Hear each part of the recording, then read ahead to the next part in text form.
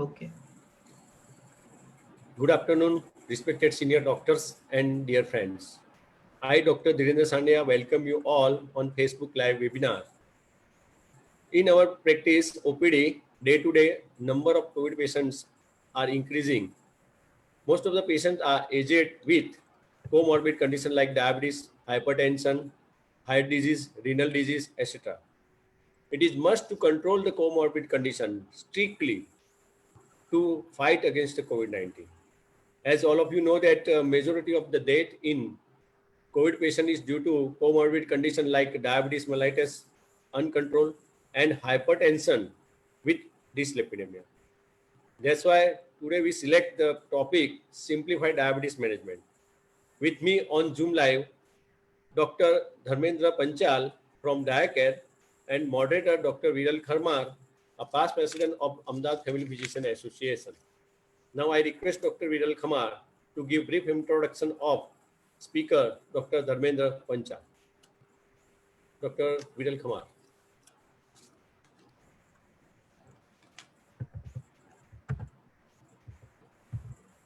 Dr. Viral.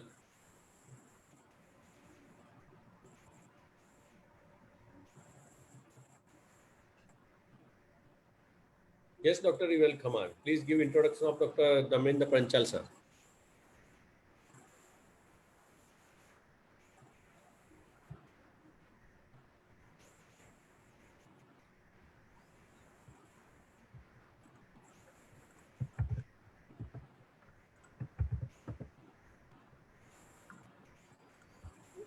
Go ahead, Dr. Viral.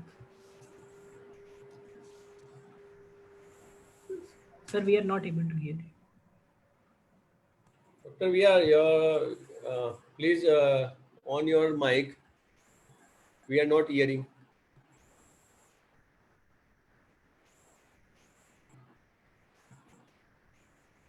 Yes, yes, Dr. Viral Khamar. Start.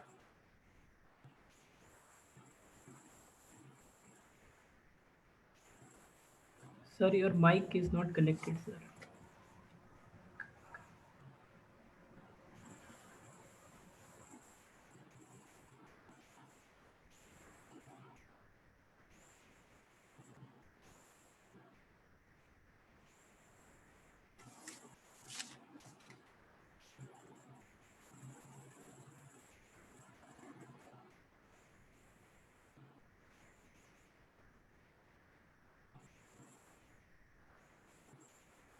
I audible, Khamar?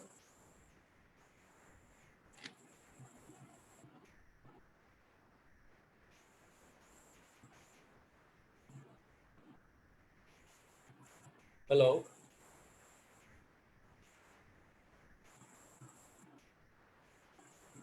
Yes, Dr. Dhiren, we can hear you.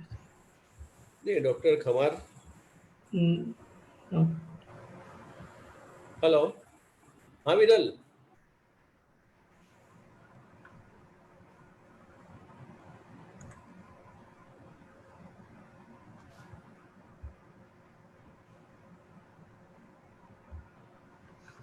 Hello.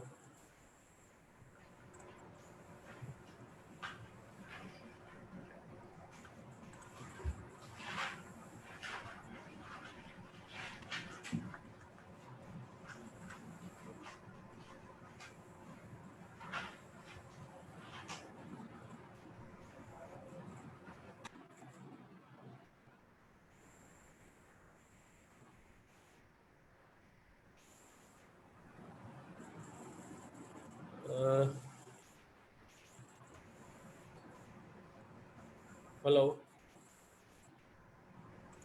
We are not able to hear you.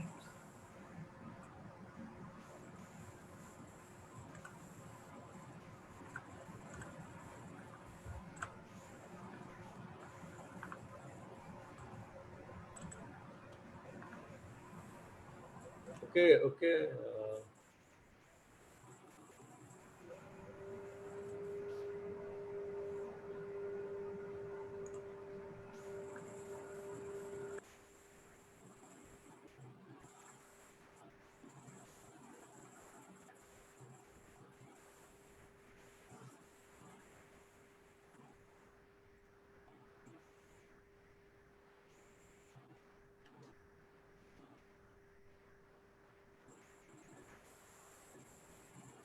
Okay, Sir, reconnect, sir. Reconnect, Dr. Viral. Dr. Viral, reconnect it.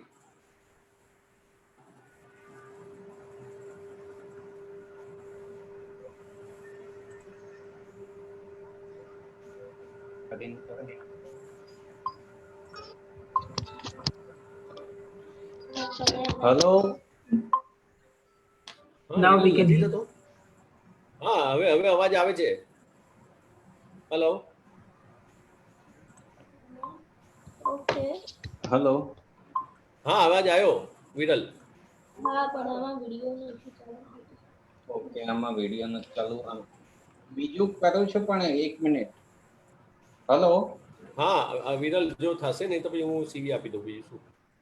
હા તું આપી દે કેમ કે આ connect નથી થતું okay મારા mobile થી ઓકે. હા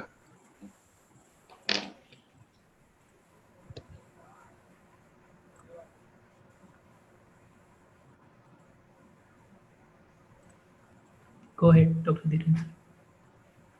Yes sir. So we welcome you all on live webinar, Facebook webinar, where with us Dr. Viral Khamar and Dr. Dharmendra Panchal.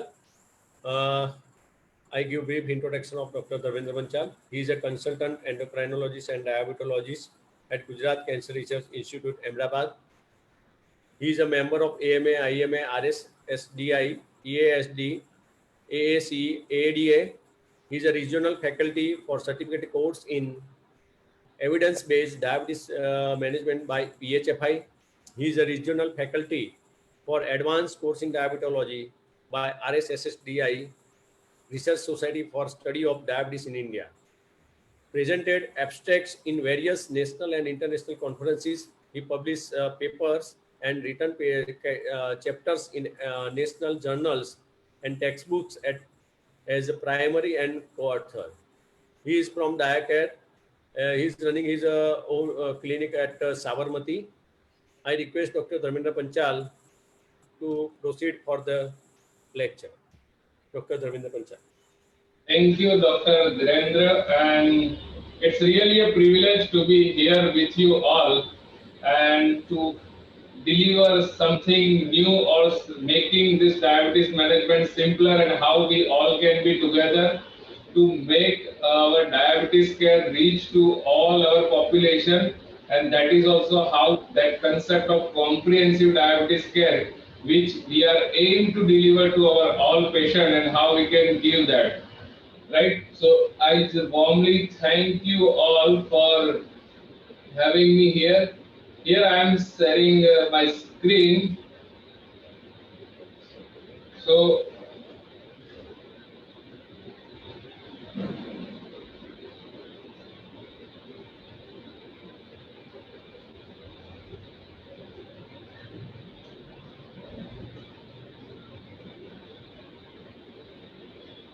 and also my heartily thanks to Ahmedabad Family Physician Association who has given me this opportunity.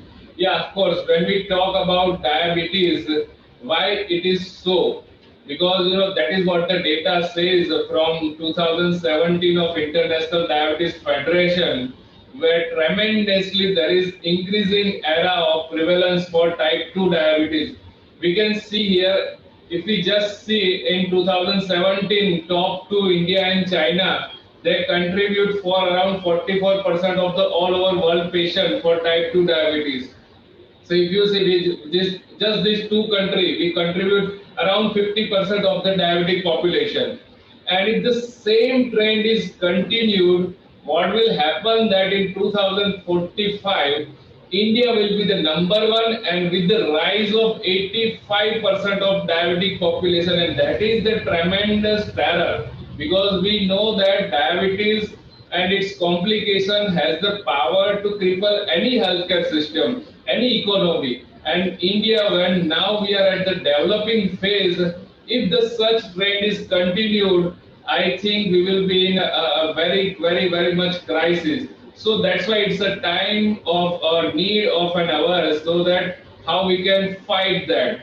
Because this is the pretty tragedy that all over the world, every 6 seconds, we are losing one life, and that is because of type 2 diabetes. Every 30 seconds, we are losing one limb, and that is not because of accident or trauma. That is because of diabetes complication. So it's that much of grievous situation. And the worst scenario is likewise in COVID also. 1 in 2 adults of diabetes, they remain undiagnosed. So when they are not diagnosed, forget about treatment and care. So this is where we need to have primary focus, and where we all the healthcare provider need to unite it to screen out, to find out more and more patients, because that is the rule of half which works on here. If suppose there are 100 diabetic patients, only 50% are diagnosed. So means only 50 patients are diagnosed. Those who are diagnosed, out of them also only 50% take some treatment for diabetes. Means let's say from 100, 25 has taken the treatment. Those who are taking some treatment, out of them also only 50% they are achieved to glycemic target, means they are achieved to have normal glucose level throughout. So out of 100, around 11, 12, 13 people will be able to have normal blood glucose. And in spite of achieving normal blood glucose, only 50% of them, they are able to live the complication-free lifestyle. That means if you think of 100 diabetic people, around 6 to 7 people only, they are able to live without complication, a good quality of life. And that is where, it's the biggest tragedy for our management. And when management of type 2 diabetes comes, this happens. Everybody will be bombarding, તું ये ખા, તું ये मत खा, તારે આવું કરવાનું, કરેલાનો જ્યુસ પીઓ, આ દવા ખાઓ, આ ચૂરણ ખાઓ, કોઈ ડોક્ટર વધારાનો ટ્રીટમેન્ટ લખે, આ treatment, patient will be totally confused what to do. કારણ કે દરેક સ્ટેપ ઉપર, at each and every step, he will get some new advice for diabetes management. So patient, what they will do? They will again succumb in some complications. So this is what is happening, on the side of physician, healthcare provider also, what to do? Think about his hyperglycemia or complications, or hypoglycemia or pancreatic beta cells, or weight, or blindness, or any other complication, which type they are dealing with. Again, massive situation, and that is what is happening right now. So this is the time to take a big step back, think over it, and go ahead. And that's why we need to unite to stop this, management being more complicated, and we need to make it rather a simple 1, 2, 3 protocol, so that at least we can deliver a good quality of care to our patient. And that's where we have defined our diabetes management protocol. A simplified diabetes management protocol is there, because as you all will agree, the most successful man in life is the man who has the best information. So more and more knowledge we will have, more and more knowledge we will share, more and more education we will share to our patient, more and more we will make our patient empower for good quality of care, and more good result will be there. So now let's simplify how the blood glucose rises in our body. And that is what we are dealing with, I think, right? Diabetes means a simple rise in blood sugar above some certain abnormal level. That is, we all know. So let's say this is the blood sugar. Now, from where this sugar is coming? Yeah, of course, whatever we eat, anything we eat, that will contain some sort of carbohydrate, and that carbohydrate will end up in will add some sort of sugar in the blood. But what about when we fast? I think we all are fasting daily. Daily we have the sleep. Daily we sleep for around 4 to 6 to 8 to 10 hours. So daily when we are fasting, we are sleeping, all the organs, they are running. So from where they get the energy? Of course, from the sugar. And from that sugar which is coming from the liver. So God has given this system of where, liver has given the job to produce the glucose whenever it is required. And it has one governing system which inhibits the production of glucose from the liver when it is not required. So what happens? Whatever the sugar comes in our blood, it is useless if it is not utilized. So whatever the sugar comes, the signal goes through brain, either through the blood or through our stomach. These are the two things from where signal goes to brain, and from the brain there will be some stimulation, one signal to the pancreas, and pancreas from our beta cells, it will produce insulin. That is insulin, which is a transporter, which will take the sugar to the all over the department, all the cells where energy production is required. So what happens? Then energy production is done. Once sufficient energy production is done, body will still conserve, will store something in the form of glycogen, so that body will have some sort of energy store when a person is fasting. But what if excess sugar is still there in the blood? Suppose every cell has got sufficient energy, sufficient stores of glycogen and fat is achieved, and still there is sugar in the blood. What will happen? Again, that signal from the brain will go to the kidney, and kidney will excrete out this extra sugar into the urine. So whatever extra sugar is there, and if it is not utilized, it has to be excreted out in the urine. So this is a simple system, through which our sugar is controlled. So if, when we say in type 2 diabetes or in our diabetic population, when there is excess of blood glucose problem, it can be where? Either food, excess sugar, excess food is there, extra calories going on, extra carbohydrate is going on, or your liver has become the factory of production of carbohydrate, factory of production of blood sugar, or your pancreas, suppose your pancreas is not making enough amount of insulin, or your insulin, that insulin, suppose it is not working.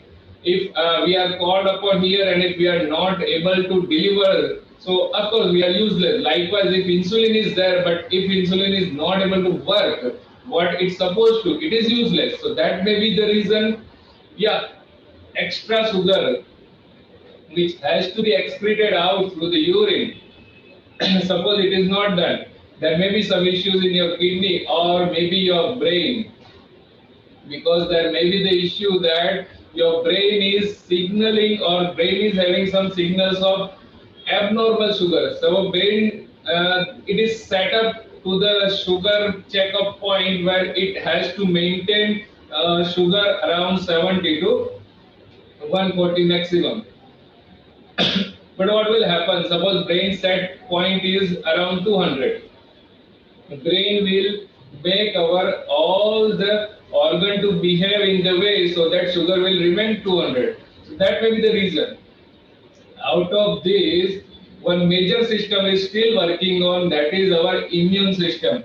And that is the reason, when this COVID era where immunity goes down, these people, our diabetic people, they are getting more and more complications because this immune system is also working upon.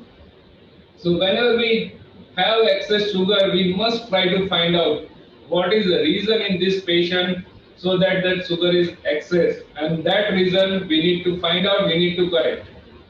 So whenever we are dealing with our diabetic patient, this has to come in mind, what is happening to his body. Further, we will again, simplify it. So, when it comes to the treatment, of course, we all know that it has to be education, it has to be diet and exercise, it has to be some drug, and the balance of all these three that will just manage the sugar of patient. So we need to have focus on all these three things. Now, if we talk about drugs, we all know that we do have metformin, sulfonylurea, pioglitazone, that is diazolidinediones, or DPP-4 inhibitors, or SGLT2 inhibitors, or GL. Many drugs are there. We all know that. And to the point, let's say, metformin or biguanide group of drugs, they act on liver, it will decrease the hepatic glucose production, it has some sort of its advantage and disadvantage, they are there. Sulfonylurea, irrespective of anything, it will increases the insulin secretion. Magnetides, again, it increases the insulin secretion. Thiazolidinediones, it improves the insulin sensitivity. There is the advantage and disadvantage of these drugs also. Thiazolidinediones, pioglitazone group of drugs. If we talk alpha glucosidase inhibitor, In Western population, this drug is not discussed much, but in our population, when carbohydrate intake in the food is that much, we must discuss this drug. And this drug will slow the carbohydrate digestion and absorption in the intestine. There is DPP-4 inhibitors which increases the incretin hormone. Incretin hormone, they are the hormone, the name is GLP-1 and GIP. They are secreted from the intestine whenever we eat something orally. That food, that carbohydrate, when it reaches to the intestine, it will give some signaling and it will increase the secretion of this incretin hormone, and this hormone will stimulate the secretion of insulin as per the food amount, as per the carbohydrate amount. So wonderful drug. These are bile acid sequestrant, dopamine 2 agonists. They are not much used nowadays. SGLT2 inhibitor group of drugs, they are much in use, and their role is to increase the glucose. Whatever the extra sugar is there in the blood, if they are not utilized, they will excrete out of that extra sugar. So these are the class of the drugs which are available. Again, let me say we need to simplify this because we all have these drugs, but how we can make it simplify? We take the help of some guideline. Again, this is pretty busy table where it defines where each and every role of the drug is there. To make it simpler, we need to know that which drug causes which harm. Okay, so metformin, we need to take care of kidney. GLP-1 receptor agonist, we need to take care of only some GI side effect and some sort of, we can say, thyroid carcinoma. SGLT2 inhibitors, again, we need to take care of genitourinary tract infection only. DPP-4 inhibitor, almost very, we can say, innocent drug where it doesn't cause any damage. Sometimes a few drugs like sexagliptin has shown some sort of risk for the heart failure, but yeah, it doesn't cause any damage. AGI, only GI side effect, doesn't cause anything. Pioglitazone group of drug, wonderful drug, very good insulin sensitizer, but again, always in the query. It may cause weight gain, it has some sort of potential for increase the fracture risk, some sort of potential for heart failure, and fluid retention. So of course these things are there. Sulfonylurea and insulin, highest risk for hypoglycemia, otherwise very potent group of drug. So there are many complicated things which are going on. But when it comes to management, if we see, because we all know first drug is metformin, we are using metformin, sometimes we need to start with combination. But if we compare potential or their potency to reduce is the HbA1c, almost all drugs reduces the HbA1c almost same by 0.8 to 1.5 maximum percentage. To justify, it is 0.8 to 1% reduction in HbA1c over the 3 months. Almost all the drugs has that potency, except insulin, which is the most potent for reducing the blood sugar, for reducing the HbA1c. Otherwise, if you take any of the drug, all the trials, whatever the data you take, you will find that on an average they will cause reduction in HbA1c from 0.8 to 1. Then when HbA1c reduction is the same, then why there is controversy, which to choose first, which to choose second, and on what basis we need to decide. So we take the help of the guideline. In general, what guideline says? Assess the patient characteristic, consider some specific factor which impact the treatment of choice. What are the patient's factors that we need to discuss the things with the patient, whether what is the patient's other comorbidities. Let us discuss with the patient. We call it as a deal. We call it as a deal with our type 2 diabetic patient that, of course, I am planning this for you. Do you agree? Will you take this? This will be the cost. And then we go for the management. We implement it. And again, ongoing, continue monitoring. And we again review the management profile. So this is what in general, guidelines says. Our overall goal should be to prevent the complications of the diabetes management, provide the good quality of life to our diabetic patient. So there are the different variety of guidelines available. Of course, ADA will say you start with metformin lifestyle modification, A1C is higher, you start with dual combination, assess the cardiovascular risk, assess the renal risk, assess the hypoglycemia risk, assess the cost and everything, and then you decide. And if you see just closely, almost everything will looks like same. If you go for ASCVD or CKD, SGLT2 inhibitor, GLP-1 has to be there. If you go for hypoglycemia, DPP-4 inhibitor, GLP-1, SGLT2 inhibitor, new drug has to be there. So again, a bit confusing. If you take ACE, American Association of Clinical Endocrinology, they are also suggesting first drug metformin, after metformin, or even if you want to start, again, they have given you plenty of choices. Whatever you want to do, you can do. So there again rises of that much of controversy. What to start? I may start second with SGLT2 inhibitor. Dharmendra Bhai may start with second drug as DPP4. Vikram Bhai, they may start with second drug as some other, and everything is right. So again, complexity and controversy is there. Let us come to Indian guideline. RSSDI in association with Endocrine Society of India, they have given the huge bill, and from that bill, based on patients A, B, C, D, E, F, G, H, they have defined, that green bar you can choose everything, yellow bar you should be much cautious, and red circle you should not use. Again, if you see the yellow bar, almost every option is there. So these guidelines, what we say in general, these are just the guidelines. They are the tools to use. They are not the rule that it has to be followed. So for each and every healthcare practitioner to deliver the comprehensive diabetes care, it's becoming a bit complicated because we need to have some sort of extra time to think over all the factors. We have to judge all the factors, patients' other comorbidities. Let us investigate everything, then decide management. Sometimes we are not able to provide the time. Sometimes patient also will not provide the time. Because patient, they are not coming to how much risk is there. They are not coming to know that what is the basic cause of their diabetes. They are just willing to have, boss, I have this problem, solve this problem. That is the thing. So it's not like patient is coming to us. They are saying the problem. You sort out the problem. How to sort out? We need to make it simple, and that's why we have come up with a simplified management protocol. Where let us think over it, because now we know the basic things, how the blood sugar rises, as we discussed earlier.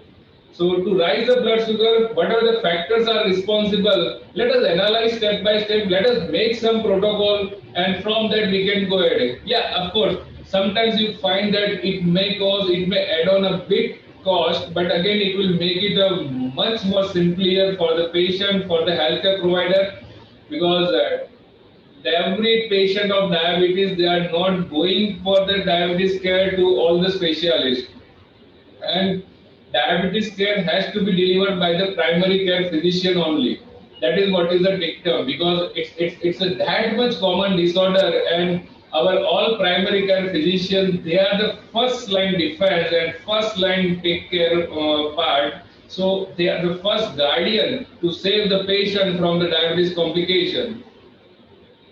So this is a bit, I have graphically mentioned that how the hyperglycemia arises. We call it as a ominous octet for the hyperglycemia, and there are bunch of medications available which acts on different levels. Now, out of these medications, I will delete few medications which are not available in India. So let us delete this. Now, these are the options which is available to work upon. Now, let us reclassify this medication on some simple basis. Likewise, insulin provider. Insulin provider are the drugs which will increase the insulin secretion anyhow. So whatever is there, whatever situation is there, if your pancreas has ability to secrete insulin, this drug will definitely increase the insulin secretion. These are insulin itself, or our sulfonylurea or glinate. So remember, one group of drug we call it an insulin provider. Second group of drug, these are insulin sensitizer. This drug, what they will do, they will increase is the efficiency of insulin. These are the metformin and pioglitazone. So make it simple. Insulin provider group of drug, insulin sensitizer group of drug. Other is incretin enhancer. We already talk upon that. Whenever we eat something, there is some sort of hormone that are known as incretin. They are secreting out from the intestine to induce to increase the insulin secretion as per the food. So glucose related insulin secretion will be increased with the incretin hormone, and we call this drug as a incretin enhancer. These are our gliptins, likewise DPP-4 inhibitors. These are 10-gliptin, sitagliptin, every gliptin. And GLP-1 receptor agonists, they are available in the form of injection. So third class of drug we call it as incretin enhancer.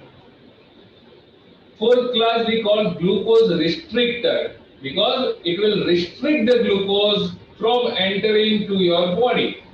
It will restrict the glucose in the intestine only. These are our alpha glucosidase inhibitors. These are the acarbose and moglicose group of drug. And last group of drug is glucose excreter. It will excrete out the extra sugar. So if you make it simple, we have only 5 class of drug. Insulin provider, these are insulin, sulfonylurea and glinides. Insulin sensitizer, this is metformin and glitazone. Incretin enhancer, these are the gliptins. And GLP-1 receptor agonist, glucose restrictor, these are the AGIs, and glucose excreter, these are the SGLT2 inhibitors. So now no more confusion, different class of drug. Functionally, we do have only 5 class of drug available for our patient. So whenever we are treating our patient, we need to know something basic regarding their lifestyle. There are some basic parameters. Of course, let us make a habit to have the BMI of all the patient which is required. We all measure heart rate and blood pressure of our patient.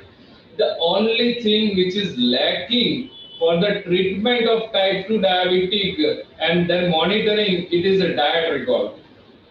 And that is where all the guidelines fails, or I would say all the guidelines, they are not able to cover up this diet recall. And of course, as a healthcare provider, we are also not able to have the detailed diet recall of the patient. And believe me, diet recall is one of the strongest parameter from which we can decide which drug need to be given to this patient and which drug will work. Let us see how. I will go in detail.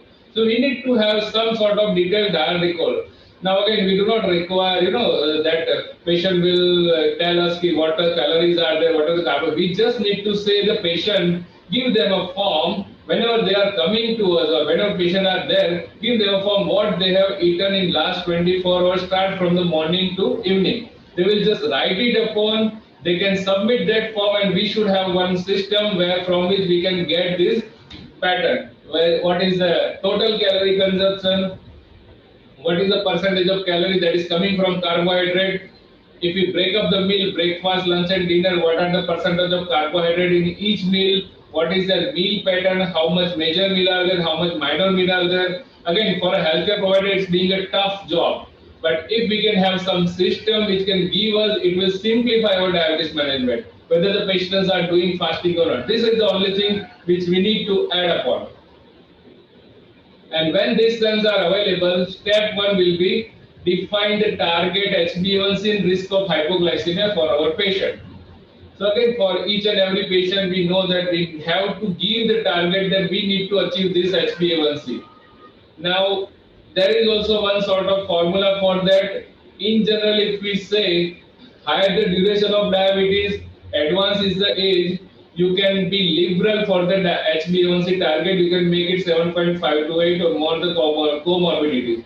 But if young patient with the duration of diabetes 1 year or less than 5 years, no other comorbidities, you can keep the HbA1c as low if we can prevent the hypoglycemia. So this thing I will share with you all, what target we should in general keep based on their age, duration, CKD, if some heart failure is there or not. Just based on this you can define, and if we do it routinely just by asking to the patient, we will be able to define the target that it doesn't require much more exercise. though it may look a bit complicated but doesn't require much more exercise. Within a glimpse, and we can have some software also or some designing also which can give us a target for this patient also. That patient should have HbA1c of around this. We can predict the risk of hypoglycemia also based on some history and current treatment. And this will give us, this system also can give us some system if we can have, give us the risk of hypoglycemia for our patient. And based on the risk, we will go for the step 2. We need to know what is the patient's current capability to secrete the insulin and what is their kidney's capability to excrete the insulin or excrete the sugar. So we need to know only C-peptide and serum creatinine. That is also, I think, a great fall is there because we do not go for C-peptide for our patient. And from where, whenever any new patient is there or if we are initiating new therapy, we must know what is the patient current reservoir, what is the patient capability to secrete the insulin. And based on that, your decision should be there. Let's say C-peptide value, if clinically we can define, definitely less than 0.6, patient doesn't have enough insulin reservoir, patient has to be on insulin basal bolus therapy only. So let us make it clear, make it simplified. 0.6 to 1, you can take the help of only basal insulin with OHA. Which OHA we will discuss later on, it will come also. And if your C-peptide value more than 1, only OHA are sufficient based on HbA1c. So again, from the C-peptide value, you will have the idea which sort of regimen you can go for our patient. If eGFR is less than 30, if renal is compromised, kidney is at risk, of course, insulin is the only choice we should go for. Do not try any OHA. So try to calculate eGFR for our patient. If eGFR is more than 30, patient should be on OHA. And that is what if we can have some system or software which after just inserting the data will tell us that this patient should be on OHA, this patient should be on insulin based on this criteria. And once we can define if patient has sufficient insulin reserve, patient eGFR is more than 30, our software or our system will tell us how much insulin resistance is there in the patient's body. And this is the index, we call it as HOMA-IR. And based on baseline HbA1c, you can see HbA1c if the patient is having 6.5 to 7 or 7 to 8 or 8 to 9 or more than 9, you can be guided which sort of therapy should be chosen. Likewise, metformin plus AGI, and if HOMA-IR is 1 to 2 and HbA1 7 to 8, you should first go for incretin enhancer. If higher insulin resistance is there, you can go for insulin sensitizer and glucose excreter. So what if some system is there which can tell us, okay, this is the HbA1c, this is the HOMA-IR, this is the eGFR, this is the combination a patient should go for. And believe me, all the guideline, everything they say that if initial A1C is more than 9, patient should be started with insulin. Even if that is for 1 week also. We have some patient, we have initiated insulin for right now, and after 1 week, absolutely everything fine, we can remove the insulin, but that patient has to be started on insulin. So when it comes to insulin, of course, that controversy will come, what dose should be started? Different guideline again.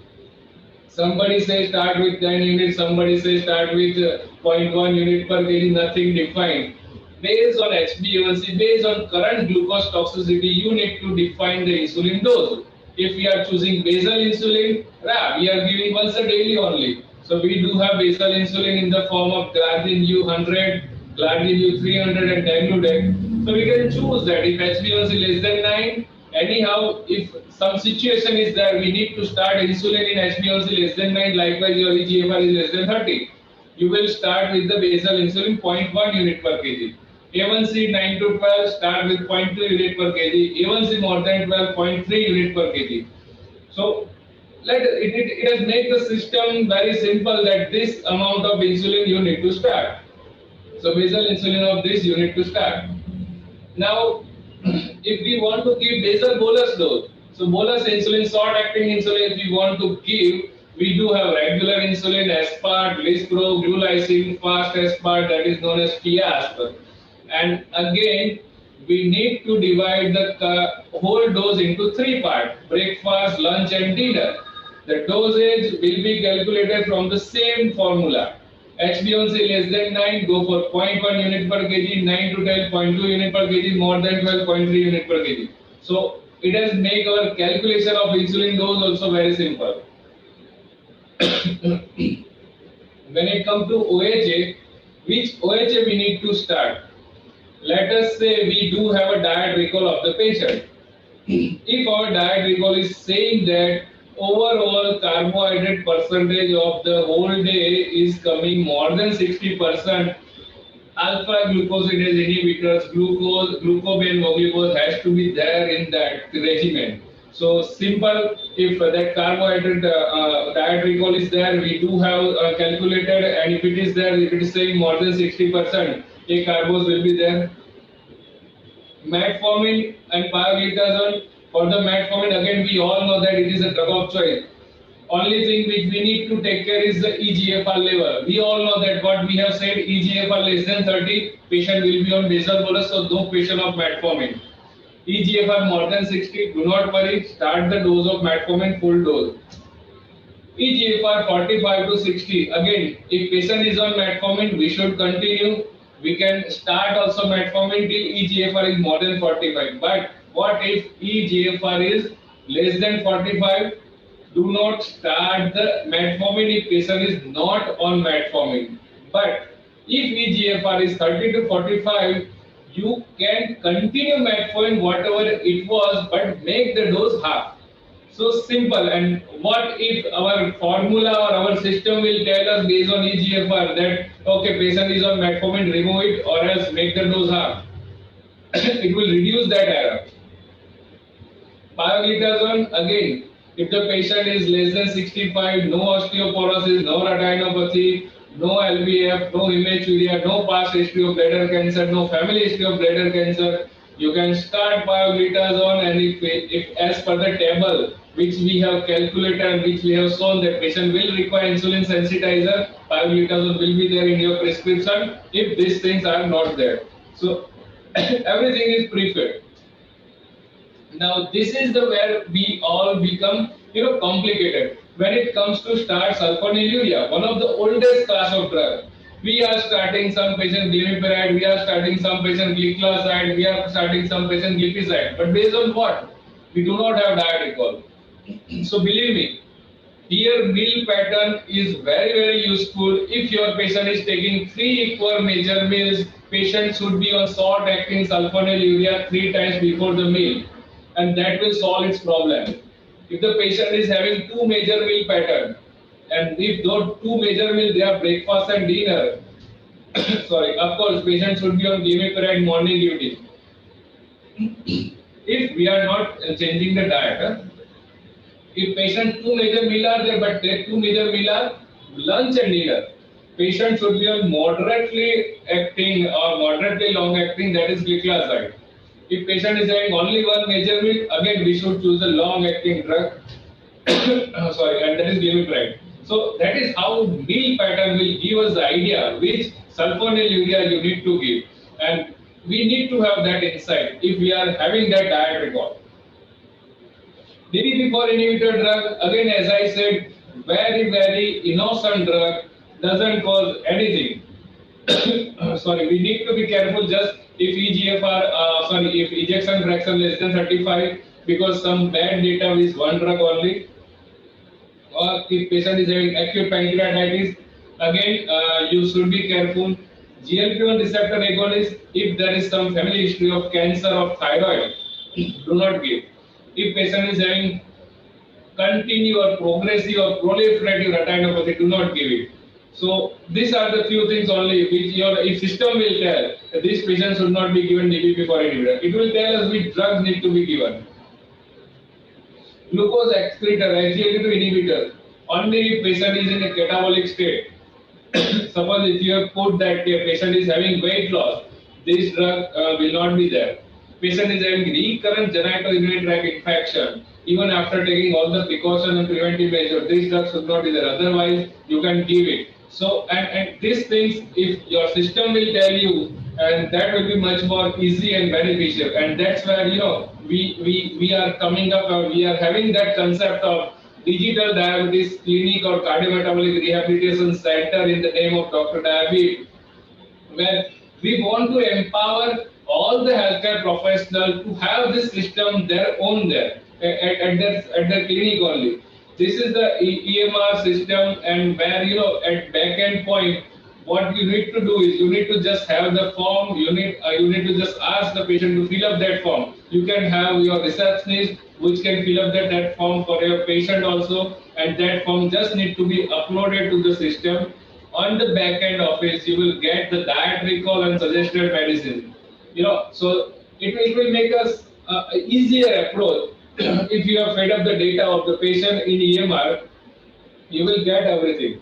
And of course, yeah, this is a system based on patient's diet recall will give or will generate the suggestive investigation, will give or will generate the prescribed diet modification also. So it will, you know, fulfill the requirement of the diabetes care for that patient. Patient will be given right choice of drug. It will help the healthcare professional to have the right choice of drug. Patient will be given their diet modification based on their current diet only, and patient will be given, you know, some sort of insight for which things or which investigation has to be there. And if anyway, if we want to plan out something like digital center, or if we want to have that digital center, a few requirement only needs to be there. You know, one 300 to 500 square feet of space where we can have two stations, one for reception, one for, if required, this video consultation, because there will be a back-end educator, dietitian working for, if they require some sort of extra information that can be provided from the reception or through the video also. So only receptor and one educator, this is the only manpower. We need to have this technology, good internet connection, and glucose meter, BP apparatus, body composition analyzer, and only this video consulting system if required. And with this digital center, what we can provide you, we can give the training for the doctor, those who want to have this, you know, for the CCBDM, this is the course for qualification for the diabetes, so for, you know, establishing the current care in the diabetes certificate course in evidence-based diabetes management. We are one of the center for that. It is for all the MBBS or higher qualification doctors. National Diabetes Education Program, where you can enroll one of your staff if you want to, upgrade your current clinic, or upgrade your, or if you want to make any digital center, any graduate or staff working as associate with the doctor, they can be there. We have the electronic medical record system, baseline back consultation, or back office diabetes education can be there for the patient, e-consultation with the diabetologist, dietitian, physiotherapy if required. We can develop super specialty e-consultation. We can, this system, with this associate, we may help for the laboratory service or online pharmacy at your doorstep if required. But this is the important thing where we can have basic diet recall and basic protocol for the diabetes management. So this was all thing, we need to establish this digital center. But believe me, if even we just follow this protocol, step 1, 2, 3, just calculate the eGFR, C-PEPTIDE, HbA1c. That's done. You will have your insight which type of regimen will be there with the patient. And based on this table of HbA1c, you can decide also which needs to be, which class of drug has to be there. We have simplified that drug classification. Only 5 class of drugs we need to deal with, and from this 5 class of drugs, which drug we need to choose, we can have from this table. And if all you don't want to remember this table, that system, Dr. David will provide you that choice also. So that was all from my side. I would like to say again, thank you all for joining us. and it was really we can have further question answer if it is there. So should I stop my slides?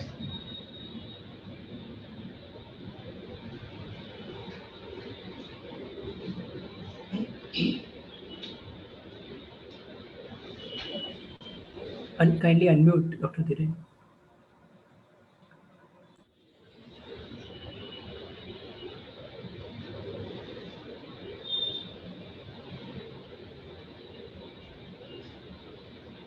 So if we can have any comment, questions, or any queries regarding this. Yes, sir. Yes, Yes, sir. Thank you, Dr. Dharmendra Panchal, sir, for very informative and simplest presentation on diabetes management. And we congratulate for a new concept of Dr. Diabetes care for everyone and everyone.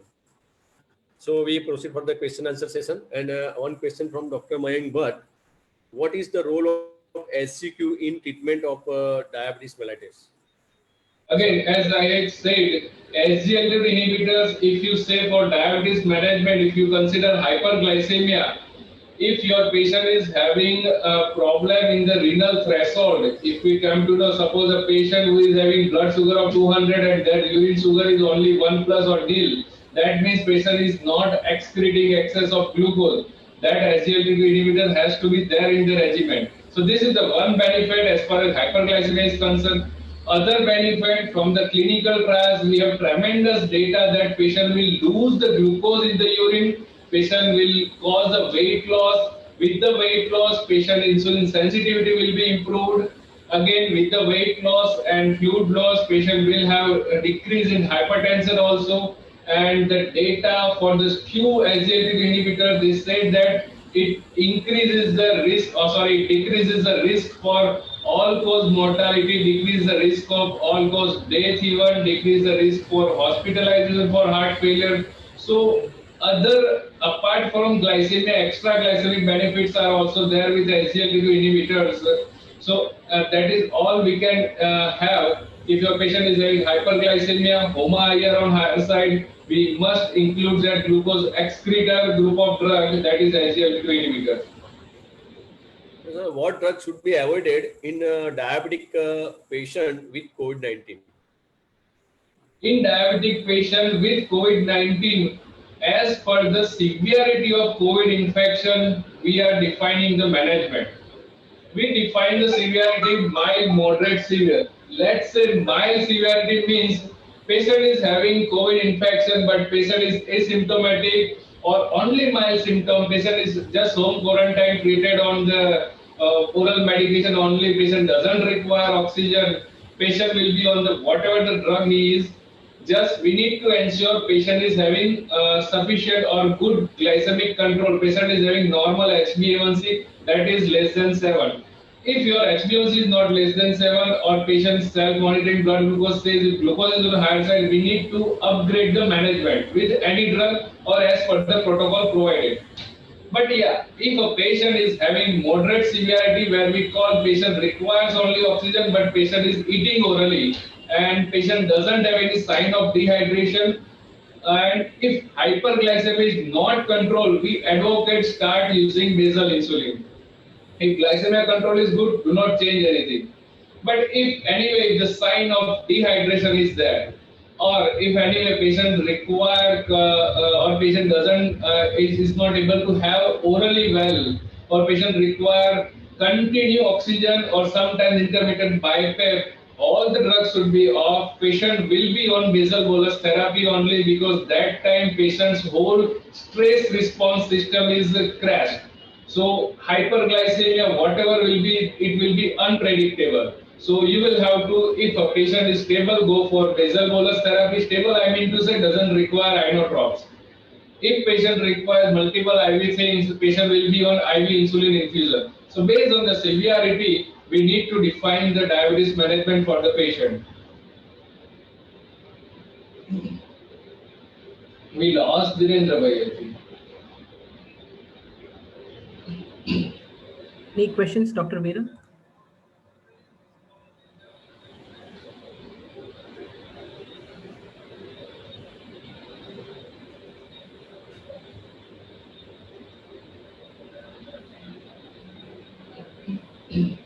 Sir, we have lost Dhirendra, sir. There is one question, if I can say. If any steroid is uh, if any steroid is required, some other problem in the pediatric patient, then what steroids it should be used? Again, see, if a steroid group of therapy is required, it has to be there. Based on the steroid, whatever you are using, we have to change the diabetes medications, or we have to give the some diabetic drug. Likewise, for the steroid commonly used, if we say prednisolone group of the steroid, it has to be given once a day only.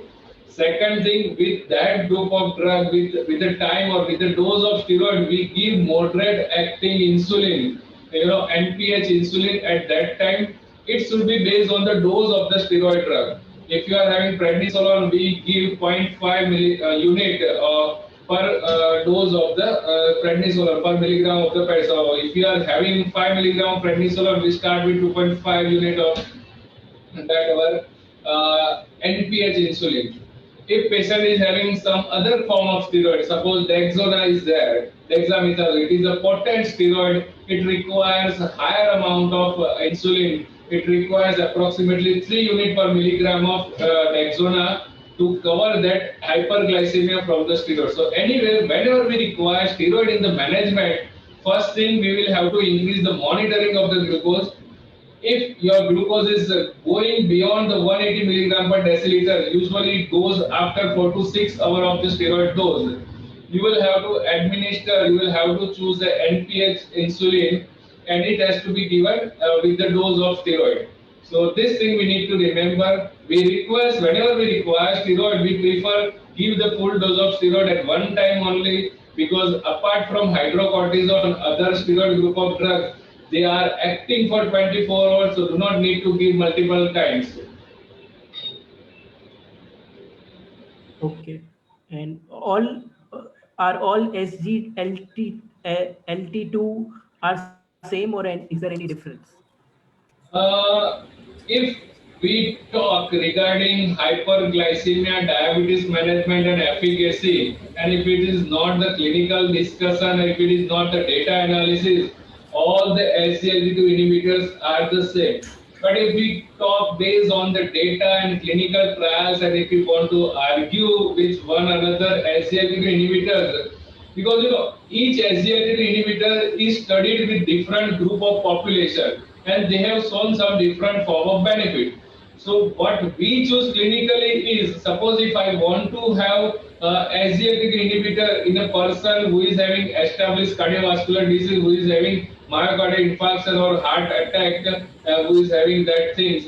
So I will choose empagliflozin SGLT2 inhibitor first, because it has having good data in that category. Primary trial was done in that category, and it has shown good benefit in that category. So likewise, basic population, based on that, what are the patient we are dealing, we choose the SGLT2 inhibitors. But overall, if we can say yes, all the SGLT2 inhibitors, they are almost equal. There is nothing to do. If we talk regarding data, then as per the trial population, we choose different SGLT2 inhibitors in different group of patients. Hello. Yes, sir. If any steroid is required for some other problem in diabetes patient, which steroid should be used? Again, I think we covered this question. If patient is critical, I would say short-acting steroid hydrocortisone, we go for 3 times a day. Once a patient is bit settled, we go for long-acting steroid, that is methylprednisolone or Dexona, based on the availability. But yeah, if a labile patient is there, we choose hydrocortisone if at all steroid is required. So one last question, can some diabetic medication amplify the immune response to COVID-19?